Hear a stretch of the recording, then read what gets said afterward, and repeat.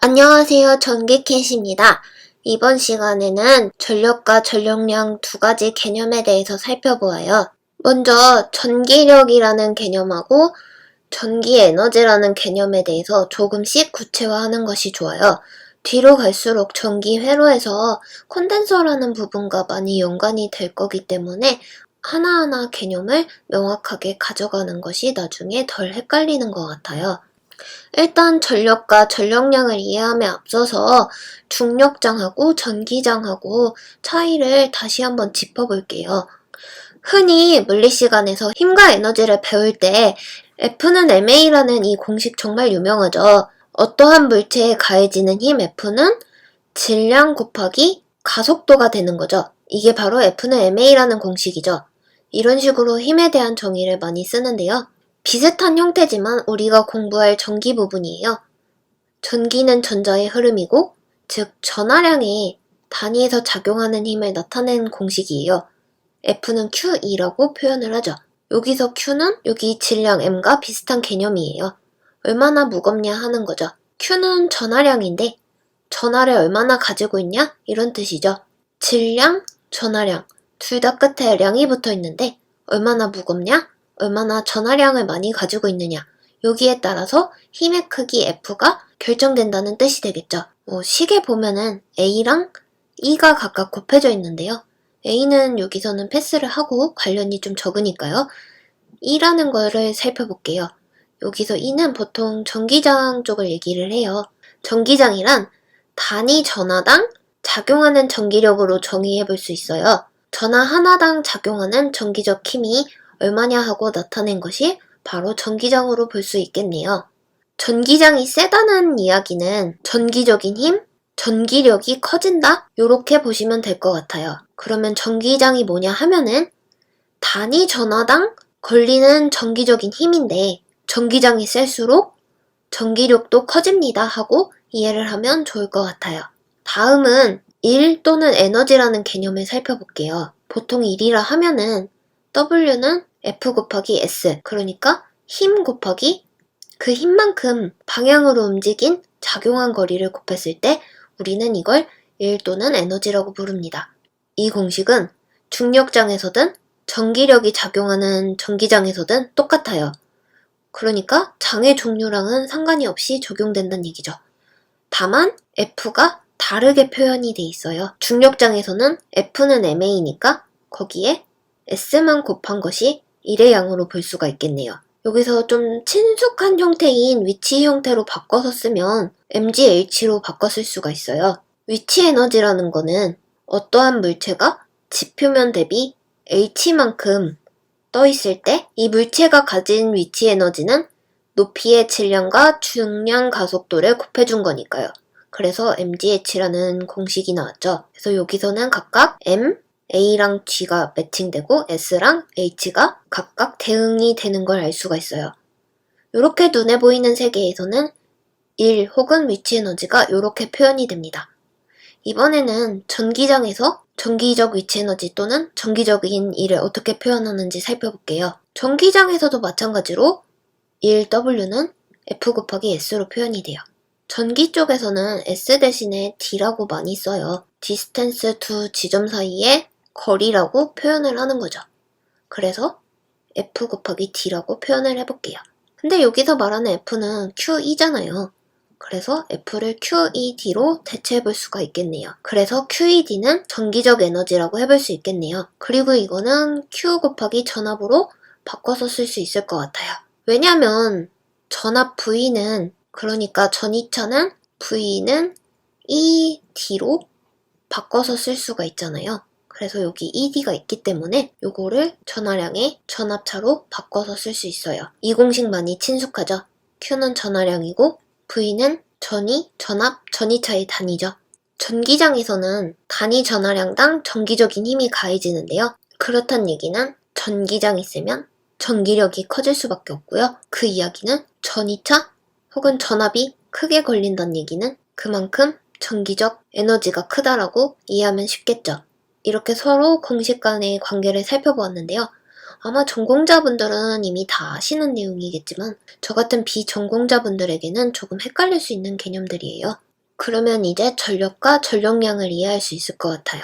전기 에너지라고 하는 거는 전력량으로도 표현을 하는데요. 헷갈리는 게 여기 전력이라는 개념도 있어요. 그래서 개념을 명확하게 하셔야 되는데요. 전력을 P라고 쓸게요. 저 전력을 P라고 표현을 하는데 전력이란 개념은 전기 에너지를 단위 시간당 얼만큼 낼 수 있냐라는 개념이에요. 즉, 전력 P라는 것은 전력량을 시간으로 나눠준 것이고 이거는 W를 T로 나눠준 것으로 보면 되겠죠. 근데 위에서 보면 W라는 건 QV로 바꿀 수가 있잖아요. 그렇게 되면 여기 T분의 Q만 봤을 때 친숙한 공식이 하나 더 나오죠. T분의 Q는 전류 I라고 바꿔 쓸 수가 있습니다. 전류 I라는 것 자체가 전하량이 얼마나 빨리 흐르느냐, 그러니까 단위 시간 동안에 전하량이 얼마나 많이 일정 영역을 통과하였는가, 이런 개념이잖아요. T분의 Q, 단위 시간 동안의 전하량은 우리가 그래서 전류 I로 바꿔 쓸 수 있을 것 같아요. 그래서 식을 다시 정리해보면 전력 P는 IV라고 고쳐서 쓸 수 있어요. 그러니까 전기에서 전력 P라는 것은 전압과 전류 요거를 곱한 것으로 우리가 간단히 써볼 수 있겠죠. 그래서 문제를 풀 때 P는 IV 또는 P는 VI 이런 식으로 암기를 해서 공식만 쓰면 되겠지만 이 공식이 어떻게 도출되었는지 전체적인 체계를 이해를 하고 세부적으로 본다면 더 응용하고 도출하기가 쉬워져요. 다시 쓰면은 P는 IV라고 우리가 간단히 썼잖아요. 오메 법칙으로 다양하게 바꿨을 수 있겠죠. 오메 법칙에 따르면 V는 IR이죠. V는 IR이니까 I 곱하기 IR로 우리가 바꿨을 수 있을 것 같아요. 이걸 다시 쓰면 I 제곱 곱하기 R로 변형해서 써도 되겠죠. 또 다르게 표현하면 오메 법칙에서 I는 R분의 V잖아요. 그러면 여기서도 I가 R분의 V니까 R분의 V로 바꿔 쓰고 곱하기 전압 이렇게 해줄 수 있어요. 그러면 이걸 다시 정리하면 R분의 V제곱으로 우리가 식을 바꿔서도 쓸 수가 있겠죠. 정리하면은 전력 P는 IV이고 요거는 오메 법칙을 이용해서 I제곱 R이나 R분의 V제곱으로 다양하게 변형해서 쓸 수가 있겠네요. 한번 전력을 구해보는 문제를 풀어볼게요. 여기 4ohm의 저항이 걸려있는 거죠. 근데 여기에 200V의 전압이 걸려있대요. 소비 전력을 물어보네요. 우리는 전력을 구하는 공식을 3개나 알고 있어요. P는 IV, I제곱 R, R분의 V제곱. 그러면 우리가 지금 저항과 전압을 알고 있기 때문에 R분의 V제곱 요 식을 써야 된다는 걸 알 수 있어요. 그러면 R이 4ohm이고 전압 V제곱은 200V의 제곱이니까 이렇게 풀어볼 수가 있겠네요. 단위를 우리가 와트라고 씁니다. 근데 이거 숫자가 너무 커요. 그래서 이걸 바꿔서 쓰면 킬로와트라고 바꿔서 쓸 수가 있어요. 그러면 10kW로 더 간단하게 써볼 수가 있죠. 보통 K가 들어갔다는 얘기는 1000을 의미하니까요.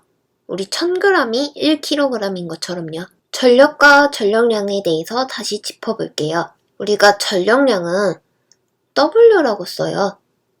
이건 어떻게 거꾸로 써보면은 소비한 전력 P에다가 시간을 곱한 개념이라고 볼 수가 있습니다. 그리고 여기서 말하는 전력 P의 단위는 우리가 와트라고 많이 써요. 이 와트랑 전력량 W가 똑같이 생겼기 때문에 헷갈릴 수 있는데 여기 있는 와트랑 전력량 W는 다른 개념입니다. 여기서 헷갈리시면 안 돼요. 오히려 전력량 W의 단위는 와트시라고 많이 씁니다. 전기적 에너지를 얼마나 많이 썼냐 하는 단위죠.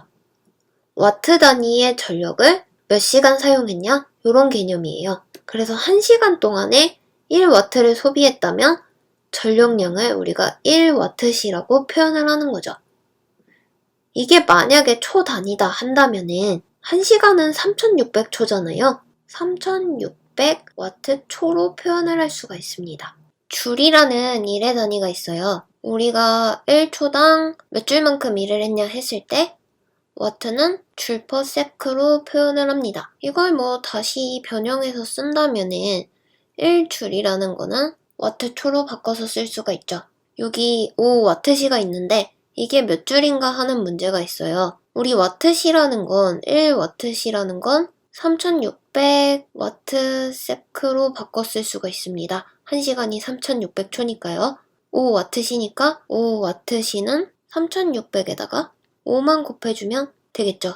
18000W 초가 나오는데 1W 초가 1줄이랑 같잖아요. 이 문제는 와트시를 3600W 초로 고쳐주고 풀면 되는 거죠. 와트초가 1줄과 같다는 이 공식을 이해한다면 편하게 풀 수 있는 문제입니다. 다시 한번 전력과 전력량에 대해서 짚어볼게요. 전력 P라고 쓰고 단위는 와트입니다. 전력량은 기호로 W라고 쓰고 단위로 와트시라는 걸 써요. 전력이라는 건 기호로 P라고 쓰고 단위는 와트, 전력량은 기호로 W라고 쓰고 단위가 와트시입니다. 전력 P는 단위 시간당 일을 얼마나 많이 했냐라는 뜻이니까 줄 per sec라고 표현을 할 수가 있어요. 전력량이라는 건 실질적으로 얼마나 썼냐 하는 전기 에너지니까 와트시, 이 얘기는 줄 per sec에 시간만 곱해주면 되는 거죠. 1시간은 3600초잖아요. 1와트시는 3600W에다가 세크, 초를 곱한 것과 같고 3600줄과 같다는 거죠. 왜냐면 이걸 다시 써보면 와트 초는 1줄과 같기 때문이죠. 이런 위의 공식 관계를 이해하고 적용할 수 있다면 전력과 전력량에 대한 문제는 쉽게 풀 수 있을 거라고 생각돼요. 다음 시간에도 전기에 대해서 조금씩 같이 공부를 해봐요. 다음에 만나요.